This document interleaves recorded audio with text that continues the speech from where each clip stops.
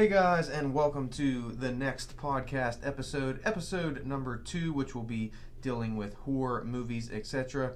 This is Now Showing. I'm Cam. And I'm John. And on today's episode, we're going to mainly talk about the history of horror movies, not necessarily in general, but our own personal history, how we got into it, what genres do we like and appreciate the most, and how do we feel the state of horror is today. Our last podcast, the first one, thanks to everyone who watched it. If you didn't get a chance to check it out, definitely do so. That had to do with the history of Call of Duty, our favorite video game series, and how we're anticipating the next entry, which is due out this week. And but now we're getting back to our roots. So let me start off by asking you, John, how did you get into horror movies? How young were you? And what were some of your earliest memories when it came to watching horror? For me, my dad, obviously, that's where my love of horror started from. He was big into horror movies. My earliest memories are really with the classics, the black and white, Dracula, Frankenstein, The Mummy, Invisible Man, Wolfman, Creature from the Black Lagoon, and still to this day, I still love those movies. It probably wasn't until I was probably like 6 or 7 where I kind of got into more traditional horror movies of like the modern era of like Jason, Michael Myers, Freddy. Earliest memories are just watching them with my dad and just enjoying how simple like the classics were, but how amazing they really were for what they had, like production value and everything back then. Like the actors actually had to act. Yeah. The special effects, they had some, but it wasn't like over the top. So it was very like story driven, acting driven, and you just don't get that as much today. So. Yeah, for me, I can't remember exactly the first time that I saw a horror movie or what caught my attention, but I do know that I started at a very, very young age, probably way too young to start watching horror movies, because I do know it was around the age of 3, because I have old home videos of me at Christmas time opening up Freddy Krueger, like Pillow Buddy doll, and Freddy Krueger, like a blanket for my bed, and the actual Nightmare on Elm Street movie. So I was obsessed. What, VHS? Because you're old, right? Yeah, that would definitely be VHS. Just so I had to have liked, Nightmare on Elm Street. My mom told me I got into it right around that age of 3. I don't know how or why she let me watch it. I mean, thank God she did. But so it was a very, very young age, and what I noticed very quickly as time went on beyond that was that it wasn't so much that horror movies scared me as they would, 99% of kids at that age. It was just that I really was obsessed with these characters and these frightening scenes and moments and what happened in these movies. And my parents always had like a strict rule when I was little. It was like I was allowed to watch horror movies as long as I didn't repeat any of the bad words that were said, and as long as I closed my eyes or allowed them to fast forward the scenes of nudity. So it was like, the violence was okay, but if boobies pop up on the screen, we got to get the. You can watch a head get decapitated, but you can't see a pair of tits. If the bra slips off, you Yeah. got to fast forward or do the old peek through the fingers. So. It was a very, very young age for me. Nightmare on Elm Street, as far as I know and what I've been told from my parents, is that was the first horror movie that I've watched. It wasn't too long after that I know I discovered Friday the 13th and Halloween. Once I saw Halloween, it was pretty clear Michael Myers became my favorite. So I guess Freddy Krueger was my initial favorite first horror movie I had ever watched. But Michael Myers, once I got a little bit older and was able to actually focus on the movies a little bit more and maybe understand them slightly better, Michael Myers became my favorite. I don't know exactly why that is. I mean, as I got older, in my opinion, just the original Halloween, the quality of that movie, it's just a 10 out of 10 classic. But even just the look of Michael Myers, it's something that's always been about that simplistic look and just the mysteriousness or the mystery about him. But yeah, I was very, very young when I got into horror movies, and it's something that never left, and I'm glad that it never did.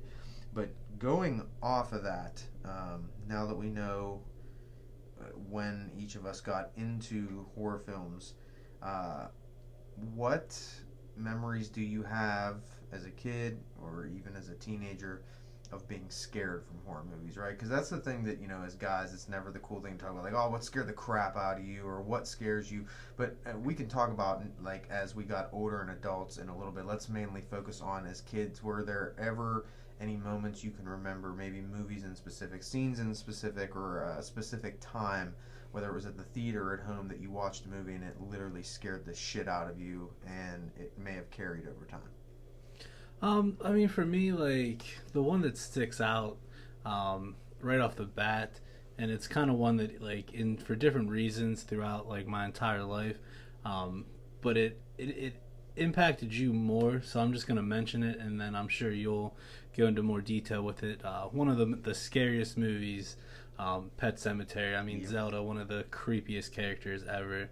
But like other than that, like there really weren't movies that like kind of like scared me as far as like um, slashers. Like Jason never scared me. Michael Myers never scared me. Um, I'm trying to think of like there's really not a whole lot that it was more like creeped me out. Like I wasn't one to like ever jump, but like if it was actually, you know what? I'll be honest. Like Michael Myers and stuff, kind of creeped me out, kind of scared me, but it wasn't like when I was watching it. I can remember like watching like horror movies, and then like where I grew up, like it was kind of like not out in the middle of nowhere, but it wasn't like in like a suburb or anything. It was like kind of out in the country, and it was like back whenever you would ride your bike to go see your friends and stuff, and like it would get dark out, and I would have to ride my bike Yeah. like back home, like and part of like the trip back was all woods, and like you would like just automatically like freak yourself out like after watching like a werewolf movie. Now I know werewolves aren't real, but like at like 10 o'clock at night by yourself, pitch black, you hear like something creak, like a stick break in the woods. Like I was pedaling even Yeah. faster, like that kind of stuff. Like it never impacted me while I was watching it, but I can think of like instances like outside of like watching the movie that I could really say like, yeah, that creeped me out. Now, being that the Universal monsters, the classic creatures, black and white films were your initial, um, your start to horror, did any of those movies creep you out since you were so young watching them, or because they were, say, black and white films, or that did it not scare you because of maybe, those monsters, obviously, to anyone that grew up with them or around that area, they may have, I think for kids, and that's, you could maybe say they look a little cheesy or corny or outdated, but when you were young, did they creep you out at all? Not really, and I don't think it's because like that it was like cheesy or I think it was more just the fact that those movies were literally like dialogue and like story driven to an extent. You didn't have like the crazy scenes of like gore. You didn't have like people getting their heads ripped off. You didn't have like people getting like stabbed through the eye, that kind of stuff. There wasn't like intestines pouring out. It was just a simple, like a scary story. It would be the same as like if someone told you that story at like a campfire. Yeah. Like, yeah, it's creepy, but it's not like.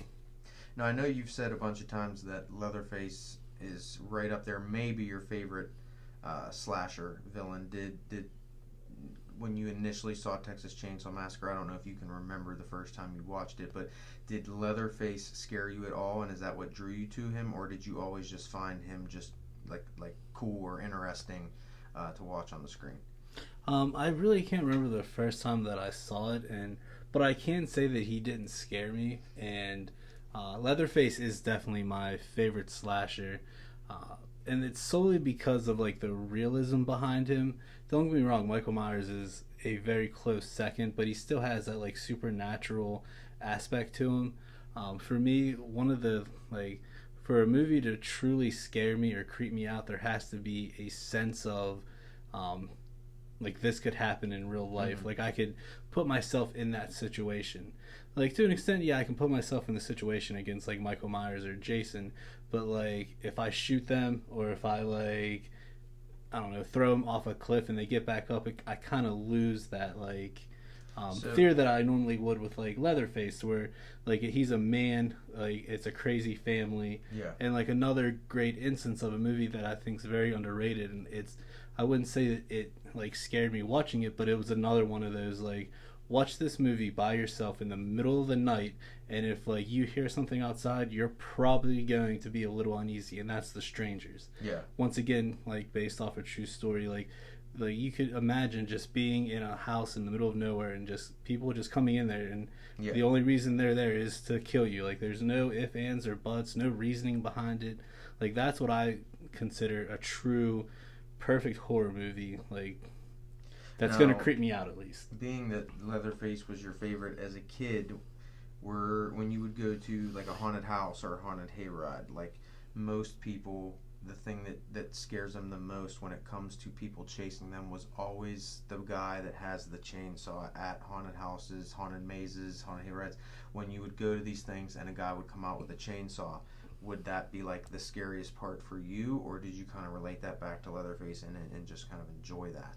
I just really kind of enjoyed that. I've always been like the weird person.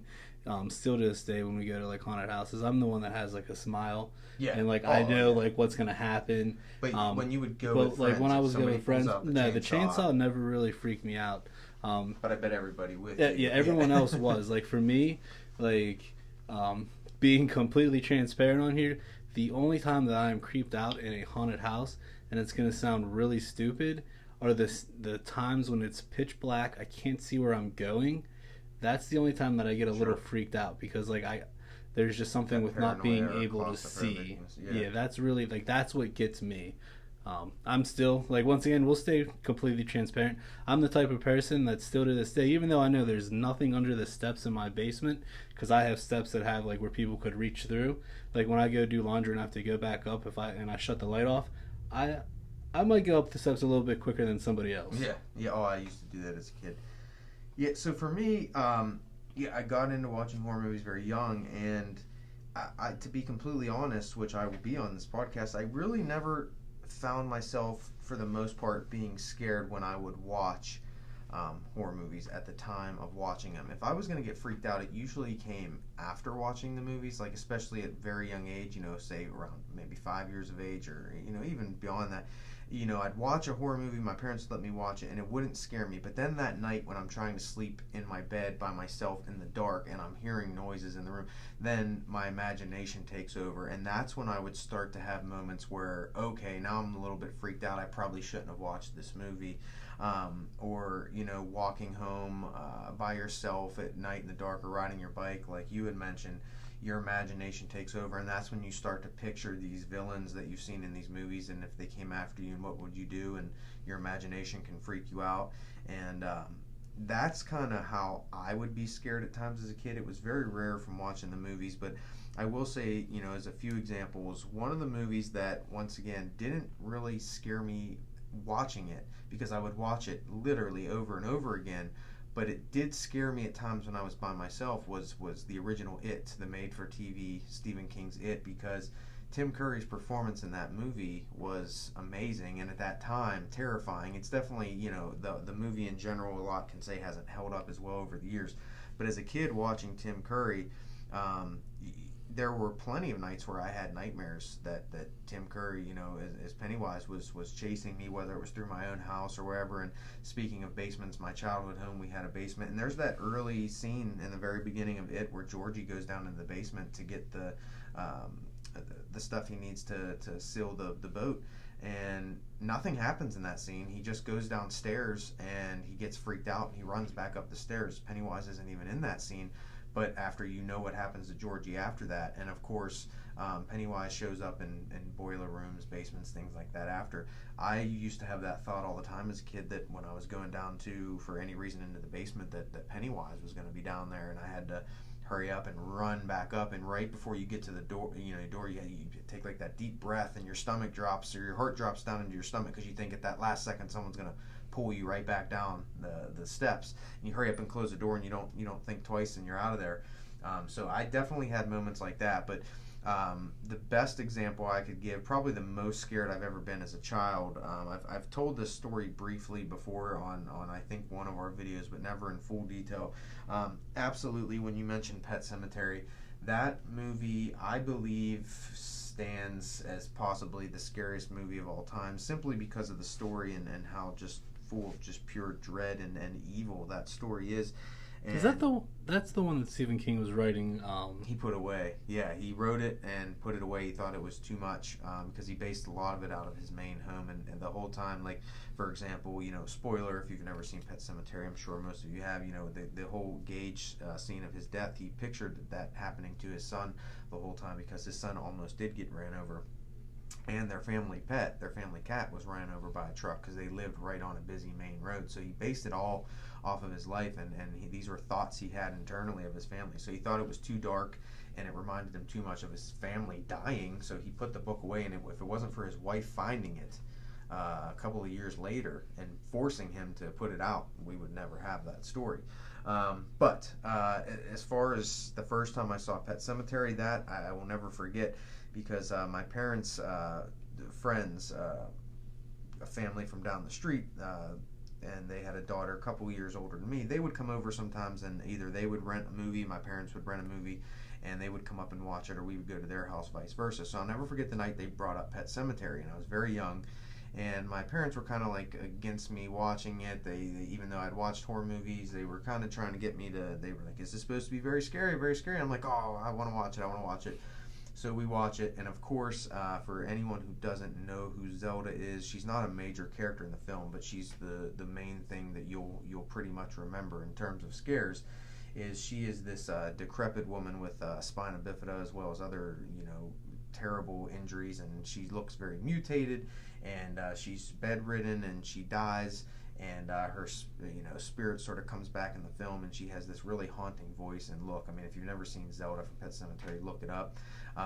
And the scenes that she was on in that movie, it was like literally kept me still in places I was watching because I was pretty terrified. Just her look, the sound of her voice, it was horrific. So when the movie was over, I thought everything was all fine and dandy.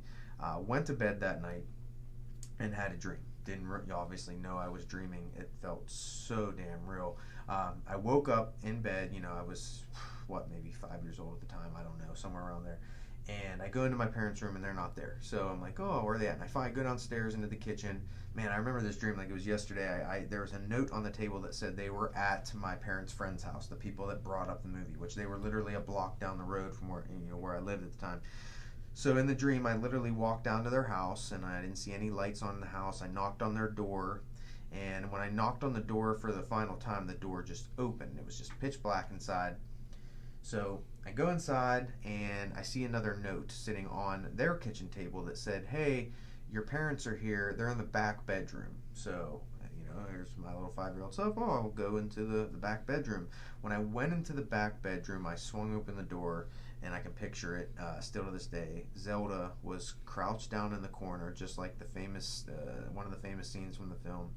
She was just huddled down in the corner with her spine and everything like revealed up in the air, and she just kept saying my name in that haunting voice. I'm not even going to try to attempt the voice, but and she just spun around and then just started running towards me. So I booked it full speed, ran out of the house, and when I got outside of the house into the yard, another character from the movie Pet Sematary, Pascal, for any of you who've seen the film, you will know who he is. But just in case you don't, he's a guy that dies in the film, and his spirit is actually a good spirit that tries to help the main character to warn him of how evil the Pet Sematary is. Problem is, even though Pascal's a good spirit, he himself still looks pretty terrifying, as half of his head is smashed in from being hit by a truck, and he's covered in blood. And he looked exactly like that in my dream, but of course, just like in the movie, he tries to warn me. He tells me that Zelda's after me. He tells me he knows where my parents are and that he's going to help me escape town. Now, where I lived at the time, the town was uphill. You had to go up a big hill to get back to the main road to leave town. And at the top of this hill, there was a car garage. And he told me in the dream to go up to the car garage. That's where he would meet me, and he would tell me where my parents are. So here's little 5-year-old me. I'm running up the hill in this dream. I get all the way to the top. I get to the car garage. It's a glass window and a door, and I don't see anybody inside. It's pitch black. I open up the door, go inside, and when I turn around, Pascal's standing in the door, and he's just looking at me smiling. And I'm like, oh, where's my parents? Where's my parents? And his smile turned to a sinister grin, and he just said, you should have never listened to me. And he slammed the door, and just held it shut. I run over to the door, little 5-year-old me. I'm trying to open it, and he's just staring at me through the glass. And when I turn around, Zelda is just knelt in the dark in the corner, staring at me. And she ran and jumped onto me and started choking me. And that's when I woke up from the dream. I literally woke up and I let out the loudest scream that I've ever let out. My parents come running into the room. I'm covered in sweat. I'm screaming, and I slept with my parents that night. And the crazy thing about that was it scared me so bad. This is the honest God truth. It didn't stop me from watching Pet Sematary because I love the movie so much. But for years after that, whenever her scene would come on, anytime she appeared in the movie, I would turn and I wouldn't look at the TV because I was scared that if I saw her face, that I'd have the dream again. And then when I was a teenager, until I'd say about 16, when the movie would come on, I was too embarrassed to do that because a lot of times I'd be watching it with friends at sleepovers and stuff, and I didn't want to seem like I was scared. So what I would do is I would just, look away from the screen with my eyes without actually turning my head, so that way my friends couldn't tell that I wasn't looking at her because I didn't want to have to explain to them that I couldn't see her face. And it wasn't until I was about 16 that finally one day I just turned and I was like, all right, screw this, I'm watching this. And luckily, knock on wood, I didn't have that dream anymore. But Zelda freaked me out like no one else. But there were definitely other movies that would freak me out, or characters in movies. One movie that I don't find scary at all, other than the first time I watched it, was The Sixth Sense. The first time I saw The Sixth Sense, that movie definitely gave me chills. I was probably 11 or 12 when that came out. And just like not knowing what was going to happen, and like the whole aspect of the ghost appearing, and you didn't know that they were, good or bad. That movie gave me chills watching it, and there were definitely a lot of instances growing up where my imagination played tricks on me. But if I had to pick one that scared me the most, it was 100% Zelda from Pet Sematary. Like that nightmare, I'm 32 now, and it still feels like it was yesterday that I had that nightmare. That's how realistic it felt. Now, looking at Pet Sematary just real quick, because Zelda and Pascal, that stuff is completely just freaky. But one of the most traumatic scenes in it, and obviously this is going to be a big spoiler, but I mean the movie came out a while ago. Oh, yeah. But when Gage gets hit by the truck, like I can remember being little and that freaking me out. Like that's one of the thing about Pet Sematary is it like transcends time. It's still like at least that scene is still just as impactful, if not more. Like I know for me, like I don't have any kids, but I know you do. Yeah. And how has that changed? 100%. Like that scene. A complete 180, because as a kid, that scene where Gage got hit by the truck never scared me as a kid. It made me sad as a kid for Gage. Never scared me. Zelda scared the hell out of me. Pascal, like I said, even though he was a good ghost technically, the images of him scared me. Even like when he first visits Lewis and walks him down into the basement, it scared the hell out of me. And even like when once again, spoiler, when Rachel comes back at the end and her eyeballs hanging out of her head, and that freaks, just amazing. It freaks you out. But the Gage instance never scared me, but now it's become a complete 180. When I watch Pet Sematary now, none of that stuff scares me. I don't get scared by Zelda. I've seen it way too often. I don't get scared by Pascal. But I have a 2-year-old son, so the scene that scares the hell out of me in that movie is when Gage gets hit, because you start to, as a father, relate to what Lewis is going through in the movie, the thought of losing your own family and the choices that you would make if you were in that situation. And that scares me. It makes me sick to my stomach to even have to think. And then I kind of have to tune out. And I think it has more of an impact on me now even than what it did back then with Zelda, because the thought of it, as a kid, you don't really think about your own family. You're just kind of watching it for what it is. Now, when you try to put it into what if your loved ones died and you brought them back and they were evil, it's a horrible, sinister thought. So it has more of an impact on me now, I would say, than it even did back then, but for completely different reasons. Yeah, because my wife, she's both of our wives, honestly, they love horror movies. Yeah. Not quite as much as us, but they do love horror movies. Yeah. And my wife, you turned your head for the longest time at Zelda. My wife will literally get out of the room She won't watch because it at she all. can't even hear because she, even being able to hear the audio, she knows what's going to happen, and it's such an impactful scene that just the audio enough will paint the picture in your mind. So. Now, can you remember the first time you saw Pet Sematary? Do you remember the first time you saw Zelda, and did she did she freak you out at all? Like, I know you mentioned in the beginning, like you would say, yeah, she was someone that kind of creeped me out. But like, do you remember like seeing her for the first time, or when you watched Pet Cemetery? I would probably say that I was probably in the realm of right around the same as you, probably like 10, 11. Well, no, you were like 5. Yeah, I was probably like 10 or 11 when the movie came, when I finally saw the movie, and she definitely freaked me out. It's the way that she's done. It's the way yeah. that movie is just shot. Played by a Like, guy, and by the yeah, way, and too. Yeah. the actor did such an amazing job at it. And it was like, it was different though. Like, once again, it has that realism, and like that's what really freaks me out like about her, is because like it's not like she like mutates into like a giant monster. It's literally just like a decrepit Yeah. woman that just like, Yeah, it's just something about it. You really can't explain it. It's just, yeah. You have to see it. You have to watch it if you've never watched the original Pet Cemetery. And by the way, that's what we mean, the original Pet Cemetery. The remake, although it had a few decent moments, nowhere on par with the original. And certainly they tried to do something slightly different with Zelda in the remake. It just didn't work, in my opinion. But well, let's bring this forward now. I mean, we talked about what did or did not scare us as a kid. Is there anything in recent memory now as an adult? I mean, we've been adults for well over, a dozen years now. What is there anything that scares you now? I mean, can you watch a horror movie now with how many we've seen, hundreds and hundreds of horror films over the years? Is there anything you can watch now that has an effect on you, or is everything at this point just you're just hoping it's an entertaining story? I would have to say that there's really a very, very limited few movies that scare me anymore. It's more just I hope for a entertaining story, some good effects, that kind of thing. But honestly, I had mentioned it already.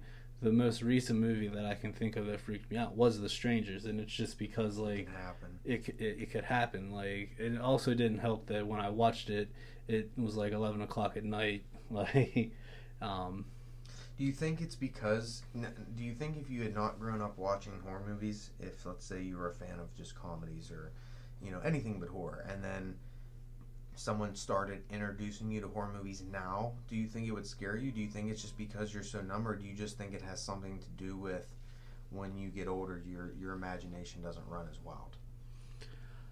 I would have to say that it's probably gonna have to be because I just probably just because I'm jaded. Honestly, like I've seen so many different things, so therefore, like it's hard for me to be scared. So I mean, yeah, movies anymore don't scare me. I don't know if it's because I'm older and I realize that like all of it's fake, and I have more control over things. Like I can walk through like a dark alley. Well, probably not through a dark alley. I'd probably still be a little freaked out. Yeah. But I don't have that like unfounded fear just because of like something I've seen in a movie. Now, if I didn't like have all of that, I probably would. I could say that movies would probably scare me because I have friends that like I make watch scary movies, and I like that's where I get entertainment on horror movies today is people that don't watch horror movies as much as like we do, making them watch them and just to like watch their reaction, because like that's kind of like, I don't know about you, but like for me, like that's what I wish I could get. Like I wish I still had that. Like they're like looking over their blanket, or like they're literally like jumping like out of their seat. Like I don't get that anymore. But I think there's not one simple answer to that question, or because I think there's a lot of different factors that take place. Like 100%, I don't get scared when I watch horror movies anymore. I mean, I think the closest I've come to being, I wouldn't even say scared, but a movie that made me tense a handful of years back was Sinister, which we've talked about before in some of our videos. We feel is one of the most underrated horror movies of all time. That movie definitely made me tense. So, right? I remember my wife and I went to see that at a late showing, Thursday premiere at like 10 p.m. And just sitting there in the theater, there was only like 2 other people there, and I was just fully, engaged in that movie from the opening scene of a family just hanging from a tree, and you're like, wait, what? This is the opening shot, is a family, like, you're watching a family die right in front of you, being hanged, and to, as he starts to find the more family footage, on the projector, and this horrific ways these people are dying, and then there's a demon named Pagul behind it. I won't spoil the whole movie just in case someone out there hasn't seen it, but that movie made me tense and on edge, and I do have that feeling sometimes when I watch horror movies, but I certainly don't get scared, and I really don't have nightmares or anything like that. And I can watch any horror movie by myself, and I agree with you. I miss that feeling too that you would get as a kid. And like I said, I don't think there's one answer. I think part of it is that we're numb to it because we've watched it our entire lives. And unfortunately, like the horror genre, horror movies, like you get to a point, like I know for myself, and I'm sure you're the same way. Like it's hard to surprise me. Like it's hard. Like Yeah. I find like there's so many different tropes. There's so many different And that all comes like back inklings. to, Like you already know what's gonna happen. Like you can predict. and that all comes back to how we've watched it our entire lives. You grow used to it, and it's kind of like that feeling you have when you're a kid on Christmas, right? When you're a kid, you can't sleep the night before because you know you're going to wake up and open all these presents, and there's still that magic to Christmas, right? But then when you get older and the gifts decrease and you start to find out there's other meanings to Christmas, and then it becomes about buying gifts for others, it's still fun, right? Christmas is still fun, but you can't ever get that true feeling back, and you're always kind of chasing it. Maybe you can kind of relive it like once you have your own kids and seeing them enjoy it and things like that, but you never quite have that same feeling. And I think that's the same thing with horror movies. We've watched it our entire lives, and you start to get older, you don't just watch horror movies, you start to study them, right? Yeah. I mean, think about it, when you're a kid watching horror movies, I mean, think about how many horror movies you loved as a kid. You go back and watch them as an adult and say, how the hell did I like that movie? Well, when you were a kid, you weren't judging the acting, you weren't judging the effects, you weren't rating the story, the ending, the lighting, you were just watching it and enjoying it for what it was. So for me, the movie that jumps out that like I used to love as a kid, and like I try to go back and watch them because I still like hold them in high regard, but they're so hard for me to watch anymore. The Puppet Masters. Like as a little kid, I love those movies. Same. I thought they were incredible. Like go back and watch those now. Yeah. Like they're horrible. They're terrible, but like, is there any others that you can kind of think of? 100%. There's one that immediately pops in my head, and that's Troll 2. I used to love Troll 2 when I was a kid. I love that movie. The green slime, people getting turned into plants, trolls eating people, and I thought that movie was amazing as a child. Try watching that now. If you've never watched Troll 2, I dare you to try to get through it. It's considered the best, worst movie ever made on a lot of different websites.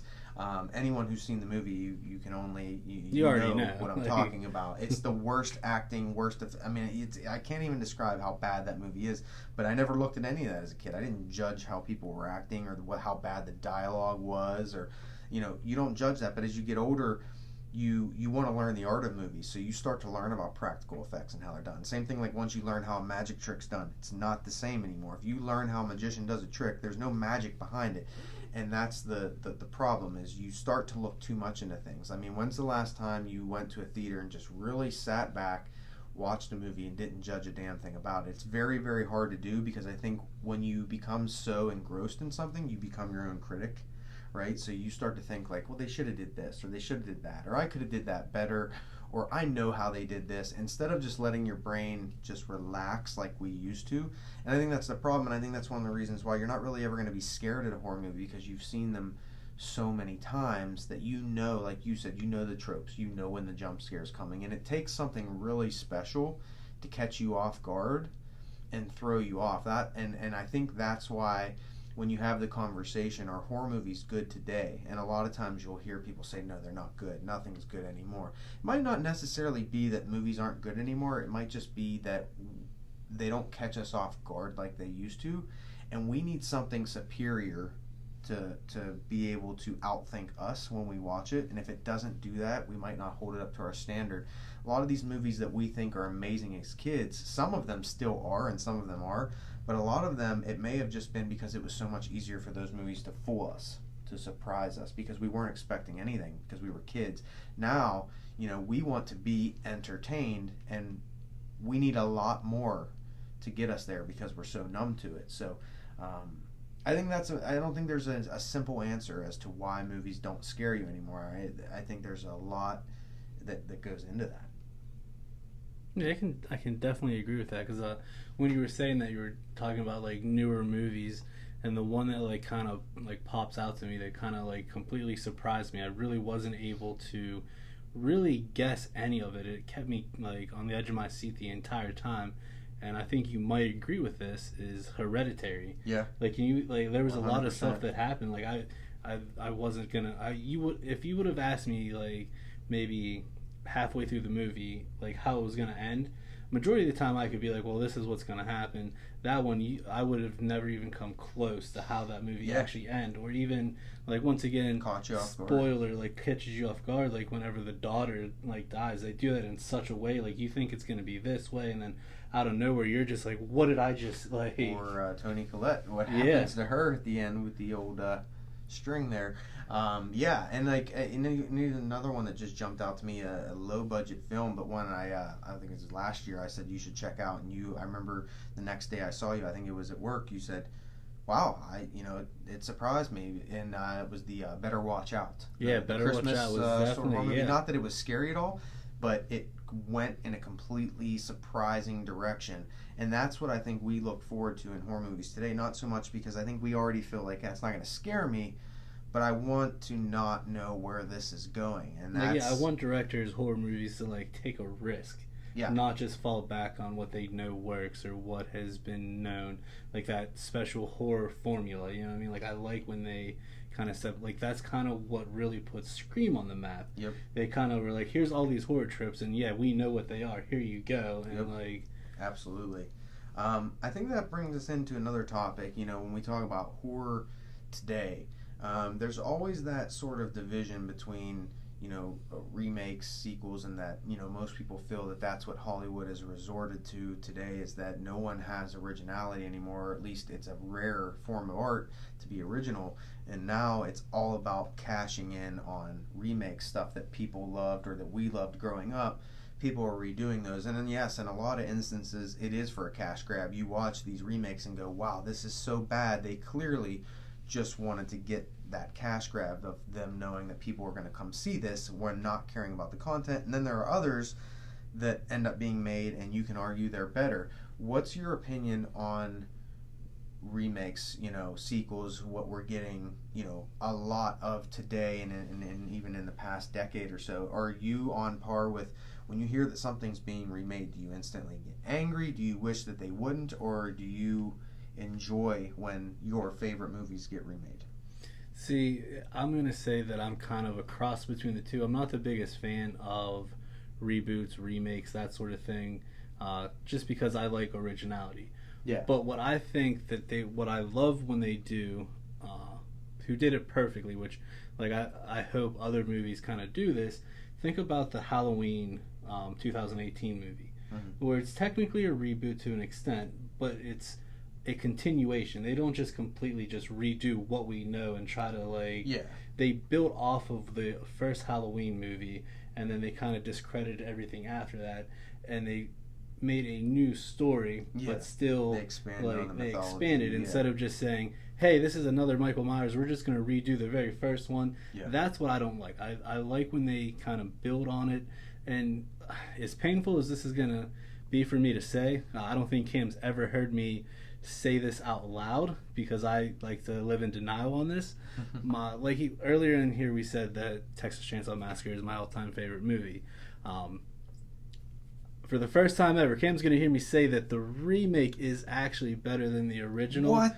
Even though never heard him. Wow, we've argued over this. We have argued over this, and this is one of those I feel bad saying it, but it's time kind of helped that movie. Just the effects, that kind of stuff really made, really cemented what that movie could have been back then. Don't get me wrong, I love the grittiness of the original. They did an amazing job, but going back and watching it, and that's kind of what this past Halloween, I went back and rewatched it, and it just didn't hold up as much as I always thought it had. It had been maybe a good 5 years since I'd watched it, maybe even longer than that. And I'm sitting there watching it, I'm like, I don't know why I'm arguing with Cameron that this is better than the remake. It's still good, but that the guy in the wheelchair was just so annoying. The acting, just overall, I just thought. Yeah, I mean, I've always said the original I love too. The original, for its time, is the more impactful film because there was nothing like that. But I've always said my thought was that when you compare them side by side, I thought they took all the great things about the original and they expanded on it. They were able to do it better. And I agree that they had more money and more effects, so you can make that argument that it's kind of not fair. Yeah. And in the original, I have to give the credit for everything it did for horror movies. But yeah, I've always just I've in the minority here, but I've always just felt that the remake doesn't get the credit it deserves. So we need to definitely make sure we timestamp this podcast because he said it, and we've argued on previous YouTube videos about this. And wow, that was a big reveal here for sure. But but in all actuality, when it's all said and done, as far as remakes and reboots go, I don't mind doing continuations. There's certain movies though that I feel should not be touched. Yeah. Like they're gonna be rebooting The Exorcist. That's one that I can't get on board with. Like I don't agree with it whatsoever. It'd be the same as if they remade like Jaws, or if they Getting Out of Horror. If they remade like the Godfather movie, Scarface. There's Shawshank Redemption. There's certain movies that just need to be what they are and just left alone. And I feel like The Exorcist is one of those.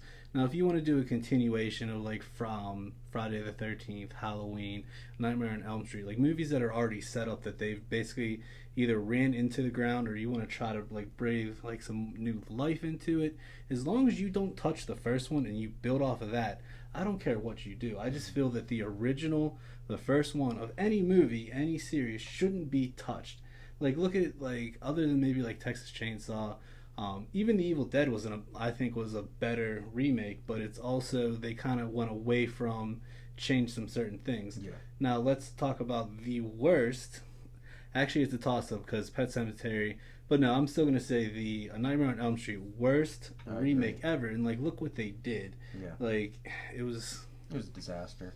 So my thought is, so when it comes to remakes and sequels, so a lot of people, as soon as they hear that something's being remade, they immediately shit on it. They're like, oh, don't touch my favorite movie. And I can respect that. I understand that. But my thought is, I don't ever necessarily mind whenever something gets announced that it's being remade. And I don't care if it's my favorite movie of all time. It doesn't really matter, because remakes don't bother me. And the reason why I say that is, when you remake a movie, it doesn't have any effect on the original source material. It doesn't ruin the old movie at all. So what ends up happening is you get to see a new version of a movie, a classic that you love. Now, there's one of two things that happen. Either that remake ends up being amazing, which is rare, and that's great if it is, because now you can make the comparison of which is better, and you've got two versions of your favorite movie or whatever to watch. If the remake ends up sucking, it doesn't hurt the original. If anything, it makes you appreciate the original even more, to where you want to go back and watch it. So when people say they can't stand when a movie's being remade, I'm like, why? It doesn't hurt the original at all. If anything, it'll only make you love the original more if that remake sucks. What I have a problem with is when they do sequels to movies years down the road, because now that can hurt the original source material. Because if you make a sequel years down the road, and let's say they kill off characters that you loved from that original movie, or they completely change the story to make it something that what you thought was this is now this, or the original movie ended in a way you love, but now they're expanding on it and it ends in a way that's terrible. Now it's going to alter your view of the original film. You're not going to appreciate the original film as much anymore, because you know where the sequel goes, and you'll always have in the back of your head, oh man, this is where that sequel goes. I already know this character dies years down the road, so I can't appreciate him living as much here or her living as much there. So for me, I don't have any problem when they say they're remaking a movie, because it can only make you appreciate the original more, or if you're lucky enough that it's good, you'll love both. What I don't like a lot of the time is sequels years down the road, because if they mess that up, it may alter your view of the original. So for me, don't mind anything getting remade. I mean, it also kind of helps connect the generations also to an extent. Sure. Because like say in a few years they remake a movie that you love, and your son's into horror movies, which I mean it's kind of like in the cards, like it's a given. He might not like the original that you like as much, but he might like that remake. So you can have that bond on, and like you can basically be like, no, you're gonna watch the original, and you're gonna like it. But no, it kind of helps bridge it kind of like bridges like the different generations also. Yeah, absolutely. And also, you might have someone that's like never really got into horror movies, and they're starting to watch them, and the first thing they see is the remake, because it's coming out, and they don't even realize that like it's a remake. And then you have a brand new horror fan that goes back and watches, and then so I mean it's a lot of they have their pluses mad. and minuses. You just have those like those I don't know stubborn like traditionalists that just it's exactly. And I understand like if you're like they shouldn't remake this, it's for a cash grab, blah blah blah. I get it, but like we mentioned, Nightmare on Elm Street is probably the worst remake that's out there. But it didn't hurt the original Nightmare on Elm Street at all. It literally just makes it you appreciate it so much more. Absolutely. Yeah. So I'm on par with remakes. It's just sequels that come later on usually have a bad effect. But with that being said, let's turn the topic here as we draw closer to the end of the podcast here. With the pandemic taking over this year, unfortunately in 2020, there was a nice chunk of horror movies that we were very much excited to watch this past year. And as each month went by and each one were canceled and delayed, I should say, rather than canceled, it was just became more hurtful to see these movies just keep getting brushed aside and now moved into 2021. And who knows at this point if they'll still make their release dates. If this continues, we may see movies continue to get pushed back. And unfortunately, most movies still aren't being filmed now. And ones that are, like I know, obviously the new Scream film is in development right now, but it's already been delayed because of, outbreaks on set. So with that being said, if we do start to see movies released in 2021, are you still just as excited for some of these movies than you were? Do you feel like too much time has passed and you would have rather these movies just get released on demand and now the excitement is gone? And if you are still excited, what are some of the movies that you are excited for? I mean, don't get me wrong, I want that instant like gratification, like I want the movies now. Yeah. But by no means has the excitement like dwindled at all. There's still quite a few movies that I'm extremely excited for.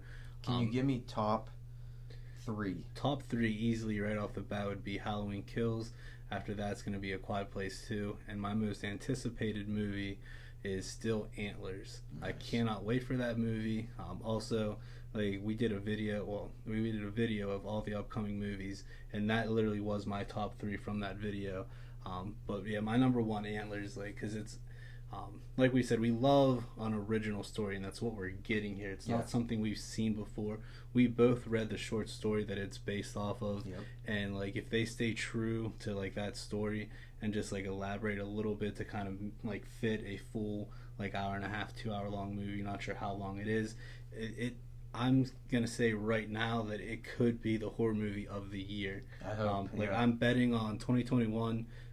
Is Antlers best movie, best horror movie, at least, because like I said, from the trailer just had me oh my, I just pumped. Absolutely. So, and it's hard because with all these movies pushed back, there's so many to choose from, and I completely agree with the ones you said. I'd also throw Scream in there. Scream is one of my all-time favorite franchises, so I'm very excited to see how they bring this back. Especially, it'll be weird not having Wes Craven, directing the film, but what has me very interested is Neve Campbell, of course, who plays Sidney Prescott, the main character in the Scream series, said that she would not come back and do this new Scream reboot.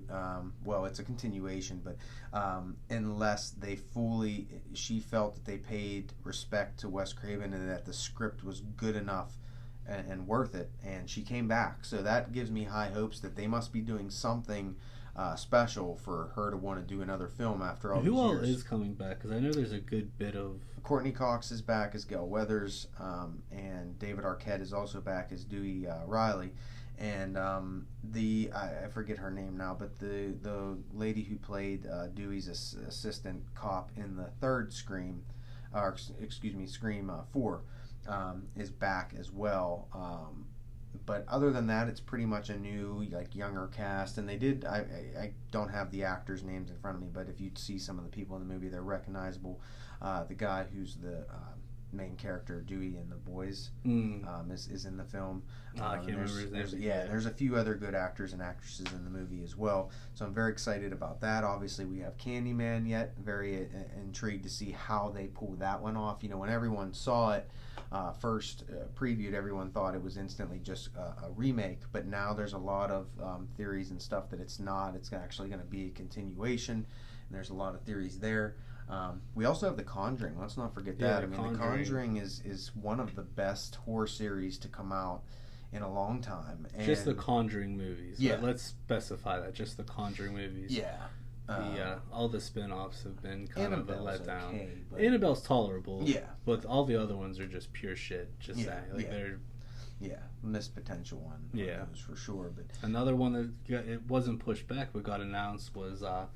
Don't Breathe 2. Yeah. Another one that I can't wait for. Evil Dead, which we don't know for sure if that's 2021 yet. It looks like it's supposed to be, but and that one's going to take place in an actual in the city, like in a high-rise building. So that's why it's Evil Dead Rise or whatever. So so there's so many to look forward to, and I'm extremely excited. I would just be excited to be able to get back in a theater again. My biggest thing is that if this pandemic does continue, and if they don't, or if they aren't able to put these movies out, I don't want them to delay them for another year. No, they need to just put them direct, even if we have to pay $20, $30 I'll pay it, you know. Let me watch it in the convenience of my own home. Then trust me, you'll make your money, because horror fans, if one thing about horror fans is they don't have a problem spending money. If you're into horror movies, if you collect horror movies, if you collect horror figures, collectibles, then you know. If you're listening to this and you do that, you know how much money horror fans have to spend to collect the things we love. So I can guarantee you the horror fans will spend their hard-earned dollar to watch these films at home.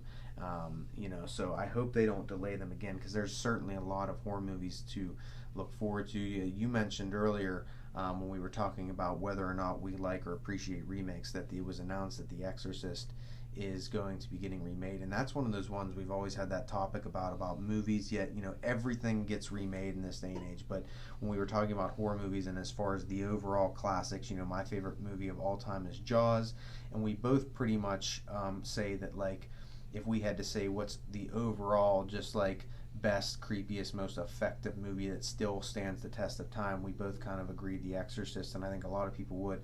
And we've always said those are the two movies that seem like they're never going to be touched, was Jaws and The Exorcist. Now we know The Exorcist is getting remade.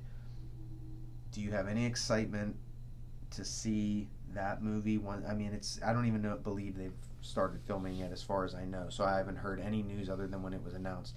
Like, do you just sit there and say, man, this is going to be a disaster, or do you sit there and say, I'm intrigued, let's see if they can pull it off?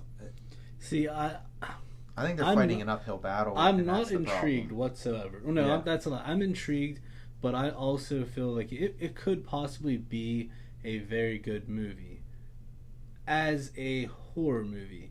But Sure. it's not going to be anything even remotely close It won't have the impact to what the original was. Like, the impact. Like, you're not going to have people, like, having to be rushed to the hospital. You're not going to have that shock value. Think about, like, the time difference. Like, if you would release The Exorcist that came out in, 78? Yeah, right around that time, yeah. If you release that exact same movie tomorrow, it's not going to be shocking whatsoever. But you put that back in 1978-ish, when it came out, like, it was revolution. You didn't see that kind of stuff. People didn't do a hardcore, full-on possession, especially of a little kid. The stuff that they said, the positions that they put the people in, like, that's what made that movie, and that's why it shouldn't be touched, in my opinion. Don't get me wrong. Like, this remake, it might be a good movie, but it's not going to be anything that it was. You can't recapture that shock value, because at that time, like you said, you weren't seeing that. So when it came on the screen, it literally made people faint because they never in their wildest dreams thought they were going to see that. Now, once again, going back to what you're numb to, if you've grown up watching horror movies, you've seen things far worse in other horror movies than what they did in The Exorcist, right? You can watch horror movies today that you're just borderline or basically straight up snuff films because they don't even have a story or content. Most of them are horrible films, but they produce the most like gore and over the top violence just to see how far they can take it. So the shock there's value, movies that like police are actually like called in to investigate just to make sure that nothing happened. So that's the uphill battle they're going to face right off the bat. Is there's really nothing they can do that'll have an audience shocked in 2021 or 22, whenever it is. So the problem is you can't really recapture that. So what they're going to have to rely on is just having amazing acting, a really good story, and that still I don't think is going to be able to top, because even when you watch The Exorcist today, there's still parts that make you a little uncomfortable here and there, and it's still just very effective, from her makeup to the lighting to the acting. The movie, when you have a movie that's over 40 years old, or what is it, even 50, it's so, and the fact that it holds up today means that you're really not going to be able to touch it. If The Exorcist, if you watch it today and it's like really outdated and it's not good anymore, then maybe a remake stands a chance. But I just think they're fighting an uphill battle. And name a possession movie that have tried that have even come remotely close. They haven't. Because the story is what the story is. Like, you can only go so much with that. Yep. And you can it's going to be what it's going to end up being is a pretty polished Exorcist. Yeah. That's pretty what I think it's going to be. Over and under, is it PG-13 or rated R? See, if it's not rated R, then it's just literally a laughing joke in my opinion. It has to be rated R, and I would want them to have the balls to try to in today's society it's really hard, but I would like them to try to take the risk of just being even more shocking than the original. That's the only way you're going to do it. That's the problem, is who are they going to cater the film to? Because a lot of studios are afraid to go rated R anymore because they lose out the money of the younger teen audience not being able to come spend their dollars and see it. And that's a whole debate in itself. Is does PG-13 ruin horror movies? Can you still enjoy a PG? And once again, I think it goes back. Growing up, I didn't really look if something was, until I was a teenager, I'd say, I didn't really look to see if something was rated R or PG-13. It didn't matter to me. As you get older, and I'm guilty as this, as soon as I see a horror movie or a trailer come out and I'm like, wow, that looks amazing, when that ending comes on and it says PG-13, it does take something out of me, because I feel like I'm going to be at a very limited experience of what I watch. And I know that as just a traditional horror fan, I may sound demented to somebody who's not, but when you go to see a horror movie, you want to see violence, you want to see blood, you want to see gore to certain circumstances or to certain degrees. And when you see that PG-13 label slapped on, you know it's going to be jump scares. It's going to be jump scares, and it's not catered to you. And that they put that slapstick rating on there to bring in an audience younger than you are. And that's when I start to get that cash grab feel. So I agree. If it says that when we finally do see anything from this Exorcist remake, if it does come out that it's PG-13, that's going to really, really take away any hype, in my opinion, for that film. Wow, we definitely covered a lot of topics here today. Is there anything else you can think of, John, that you want to go over today, or anything we didn't touch upon? There's going to be plenty of horror themed podcast is coming up. I'm sure we plan to do some dedicated on specific films where we talk about some of our favorite films in general, and we break those films down. We've definitely got a lot more video content coming as far as countdowns and things like that as soon as we're able to start doing that again. So anything else that you can think of you want to touch upon today? The last thing that I want to cover, on the spot, if you could remake any horror movie, what would it be? Wow, that's tough. So many horror movies have already been remade. My favorite film of all time is Jaws. And the problem, I would love to see Jaws rebooted today. The only problem is it would have to be a another robotic shark. They'd have to use today's technology to build a very realistic robotic shark. If you were going to go CGI at all, then count me out. So if you could do Jaws again, but be able to recreate the magic of the first one by using all practical effects, I would definitely be down for that.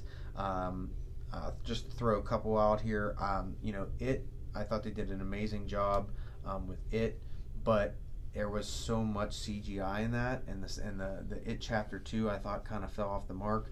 So I would love to see somebody else take another shot at that, even if it was in a television series form or like a Netflix form, and to be able to go like full on as dark as the book was with less CGI and more practical effects. Pet Sematary was already remade, but I thought that was really bad, and I would like to see somebody take another shot at that. But something else that wasn't already remade that I would love to see. For me, and you'll agree with this, give me a second. There's just one that I want to talk about. There's only one, because I think it was one of the biggest missed opportunities in horror movies recently, because it was a spin-off from the Conjuring universe. You can see where I'm going with this. Sure. Because you had one of the greatest characters to ever come out of horror, like in recent time, and yes, that's the Nun, Valak. Like that movie, I had such high expectations for. I couldn't wait for it. That was like antlers for me when that movie was coming out, because I fell in love with that character, and like I went to see that movie, and I was so disappointed. Like it was literally, I would put that movie at a 3 out of 10, and I went into it thinking that it was like a 10 out of 10.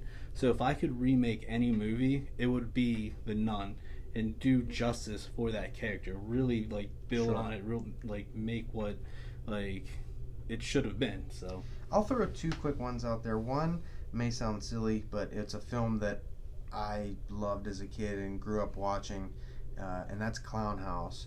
Obviously there's that terrible story behind it with the director and everything, but like if you could remake that film, I still feel like that could be a very scary story in today's environment too. Having 3 young siblings at home and people breaking out of a mental asylum and dressing up as clowns and breaking into their house to try to kill them. I think clowns are still very effective and scary today, as for most people, as with the success of It. So I think you could really do something and make a lot of money off of that. And number 2, I will say, not that there's anything wrong with the original film, but I just would love to see how you could do it in today's light, would be Pumpkinhead. That's really weird, because before I landed on The Nun, I was sitting here thinking Pumpkinhead, and I was like, no, you know what, if I was only going to talk about one movie, it would be The Nun. But Pumpkinhead was definitely one. Because it's one that I feel like you could expand on that mythology behind Pumpkinhead, and like you could definitely create a new original story as to how Pumpkinhead comes to be, and like you could even turn it into like a new trilogy. Honestly, yeah, you could go into like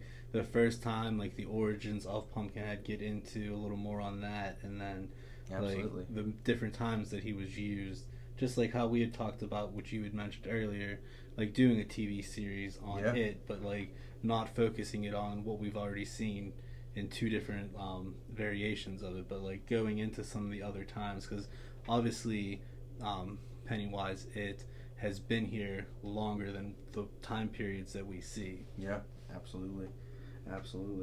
Well, guys, I think that's going to about wrap it up for the second episode. This was sort of our history of horror and just talking about a lot of topics about horror in general. I hope you guys enjoyed yourself. Make sure you continue to check in on us on our YouTube Now Showing channel, as well as John's been putting out a lot of great content recently, so make sure you get on there, subscribe, and like the videos if you haven't already. And John, what all, because you're more ahead of me on this, what platforms can they watch, or I should say listen to this podcast on as of right now? Right now, obviously on Anchor, Spotify, Pocket Cast, and obviously on YouTube on our channel. Awesome. And there's a few other ones that we're starting to get up and running, but those are the main ones. Spotify, Anchor, and YouTube would be your best bet to kind of stay on track or stay up to date with us. Awesome. Sounds good, guys. Thank you so much for tuning in. We'll be back with episode 3 of the podcast very soon. Thank you for watching or listening. I'm so used to saying watching on YouTube here, but thank you for listening to the podcast. I'm Cam. And I'm John. And we'll catch you guys on episode 3.